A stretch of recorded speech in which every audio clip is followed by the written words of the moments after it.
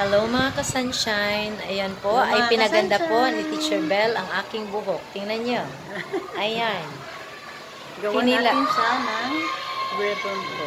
Ay walang pakialam sa sariling inyong ka-sunshine. Ayan. Hello Siya mga mismo. ka-sunshine! Ayan po. Like, subscribe, and comment po. Sa page ni Teacher Shine. Tingnan mo nga, nag-promote na. Tingnan nyo, ang ginawa. Walang magawa sa buhay at itong maputi na buhok Happy-happy na... lang po tayo. Oo, maputi na buhok na tao at Comment talagang... po kung kailangan na ni Teacher Shine ng, sabi ko, magpakulay ng hair. Ayaw po ni Teacher Shine. Ayaw. I love my Pero hair. comment po kayo. Di ba po mas maganda pag nakakulay? I love po. my hair. Pak! Yan lang, oh. Ah! 'Di ba? Sa mukha, sa buhok lang 'yan. Sa mukha, hindi naman natin karga-karga ang edad, 'di ba?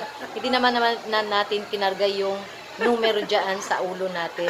So lang 'yan, dapat happy lang para hindi obvious na ang edad. Okay. Kayo po ay kailangan yung guess kung anong guess kung ilang taon na daw ako. Okay, please comment. Yan lang po mga ka-sunshine. Thank you for watching. Ayan ang aking beautician for today, courtesy by Teacher Bell. Okay, thank you mga ka-sunshine and God bless everyone. Love and subscribe. Bye. Like and subscribe. God bless. Thank you, Teacher Bell.